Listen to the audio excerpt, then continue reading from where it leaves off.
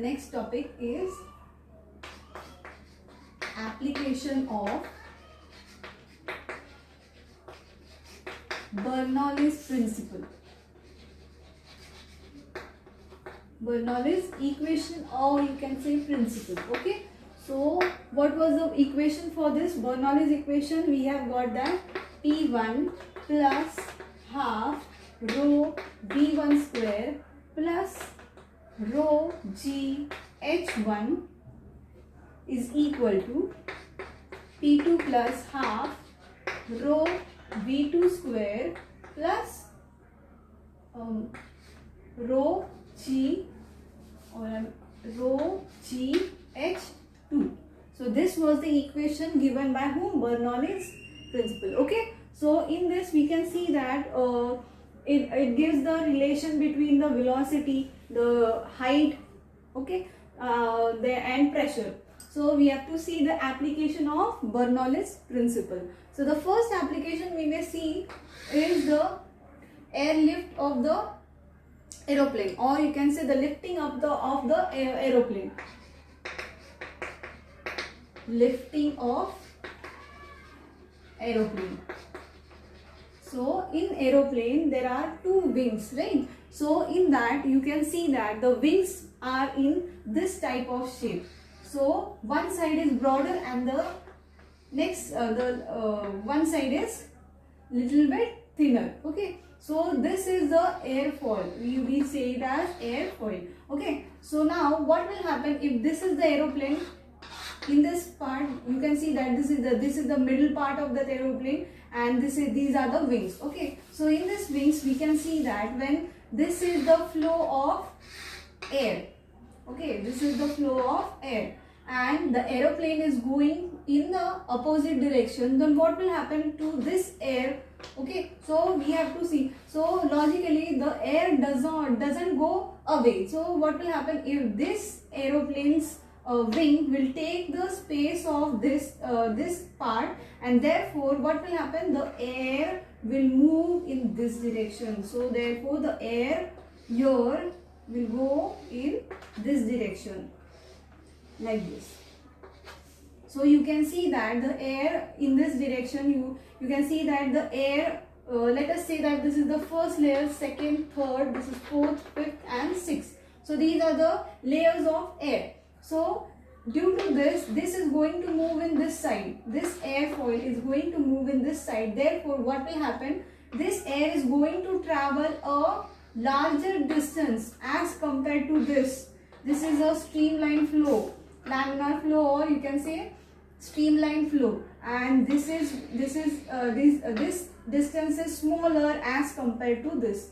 So what will happen if you consider a time t? So in time t this particle has to come here and this particle has to come here, but due to this obstacle this particle has to travel a little bit as compared to this. So in time t this particle reaches at this point and this particle reaches at this point. So here the time is constant. So time required for these two particles are same, but there is a difference in velocity. So here since the particle has to move in time t at this point, therefore the air particle will have a velocity greater as compared to this. So here you can see that as the velocity goes on decreasing, the pressure over here is more, and if the velocity increases, the pressure over here is less. Okay. So due to this, what is happening? The aeroplane is lifted. So this thing is there. So in Bernoulli's principle we have seen about the velocity. So therefore this is the relation between the velocity and pressure. So this is happening in what? Air lifting of aeroplane. So second point is nothing but what?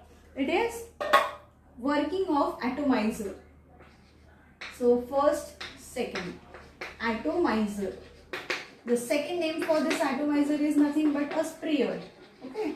So how is the sprayer working? It is just depending on the Bernoulli's principle. It is the same. So when the pressure goes on changing, the velocity, when the velocity changes, the pressure also changes. So therefore what will happen here? Let us say that this is a tube and which is having a small hole from which the spray is going to come. Okay. Now if I am going to apply, if I am going to attach a rubber bob here, this is the part which is going inside the container where the liquid is present. Now at this point now I am not going to press this rubber, so therefore when we are not going to press this rubber, the air over here is having a constant velocity. Over here the pressure is constant, here also the pressure will be constant. So here also there is an air, so therefore here also you can see that the air is at constant velocity. Now when you are going to press this rubber, then what will happen? This air molecule will get a kinetic energy and therefore the velocity is going to increase. When the velocity is going to increase in this part, then what will happen? The pressure at this point is decreases, and therefore when the velocity is greater, let us say that this is V1, and here this is V2. Okay, the pressure or the velocity at this point is V2, the pressure at this point is P2, and this is P1. So what will happen if velocity of V1 is greater than V2? Then at this point, due to this, the pressure P1 will be less as compared to pressure P2. So here, due to this, the velocity is greater at this point, therefore the pressure is less, and therefore due to this, what will happen? This pressure this is the atmospheric pressure, therefore it will apply a pressure at this surface, therefore the water gets lifted up, and therefore here we get a small droplets of this liquid. So this is what nothing but working of an atomizer. So as the velocity goes on increasing, the pressure at that point will be decreasing. This same thing is happening in this lifting of your roof, like blowing of your roof. So blowing of your roof, it is seen in when a stormy wind blows, right? So when stormy wind blows, let us say that this is a house and it is having a roof. Okay, so in this the pressure inside the house, it is at atmospheric pressure, and over here the pressure is very low. So why it is very low? Because the wind over here is having greater velocity as compared to the velocity of the air molecule inside the roof. So due to this, what will happen? Here there is a low pressure and here there is a high pressure. Due to this, what will happen? These roofs are going to blow off, and therefore there is a blowing of this roof. So therefore the roof gets plucked. Okay, so this is the third application which is given in your textbook. So the first application is nothing but what? Efflux. So efflux means what? Before that you will study the Venturi tube. Venturi tube. So you have to just remind that when there is a low pressure, low velocity of the molecule, there is a high pressure, and when there is a high velocity of the air molecule, there will be a low pressure. So this thing you have to remind, okay, or this thing you have to keep in your mind. So in Venturi tube means what? It is about like this. This is a broader part, and here we can see that there is a narrow part. Okay, so if an liquid or any fluid is going to enter from this, so you can see that since this is what? It is a narrow part. So when this molecules of air or any fluid is going to enter over here, so you can see that in equation of continuity also we have seen that wherever there is a narrow region, the velocity is greater, and it is greater, and when there is a wider part, the velocity is less, okay, or you can say the speed of the molecule is less. So you can see that this tube is having what, wider part, and this part is having what, slower. So if you want to decrease the pressure, so Venturi tube is nothing but what, it tells you about the how is the flow of liquid inside a tube when it is a narrow part and when it is a broader part. So Venturi tube is used to measure the speed of flow of liquid, or you can see the mass of liquid. So whatever the mass of liquid is going to come here, if the same mass of liquid is going to come out from the narrow part, it is not like that the total mass coming from the wider part, it gets less over here. So that means what, the liquid is going to be compressed. So here we are not going to use any compressible liquid. So here we are going to use the incompressible liquid. So when incompressible liquid is going to flow from this, so that whatever the mass of fluid is going to come here, that much only fluid is going to exit from here, okay. So this is the Venturi tube. So here there are two equations. So when you use this equation, you have to just here, when you consider a point in this narrow part and you consider a narrow point at this point, let us say that this is P point and this is P2 point, okay? P1 and P2. So here you can see that these two points are at same level. If you see that, if you take a reference line, so you can see that the height is same. So therefore, due to this, both the height of these 2 points is same. So therefore, this gets cancelled, and therefore you get what, P1 plus half rho V1 is equal to P2 plus half rho V2. So therefore you will get one equation, and that is just because the 2 points are at same height. But when these 2 points are at different height, so or you can say that these 2 points are at height h, then therefore what will be the equation? So the equation they have given you is what, 2gh is equal to V2 minus V1, V2 square minus V1 square. So this is the equation you have given. This equation you have to use in the numerical part. So this is called as what, Venturi tube. Venturi tube is nothing but what it is. It is used to measure the speed of the fluid flowing from this section, okay. So the next is what, it is nothing but speed of efflux. So speed of efflux means what, we have to just derive the expression for it. So speed of efflux, let me clear all these things so that we will get some space. Okay. Now see, if you see speed of efflux. Now this is nothing but what, you have seen this in your daily life, that if you take a container filled with water or filled with any liquid, and if you just make a hole, small hole from here, so what will happen?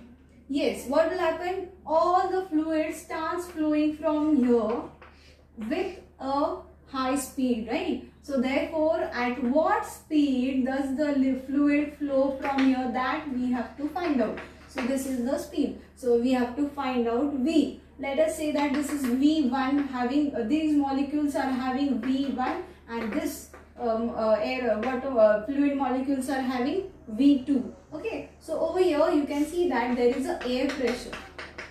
If you take this whole container in a vacuum, then what will happen? The pressure will become same at each point, right? So therefore we have a Bernoulli's equation. What is the Bernoulli's equation? It is nothing but what?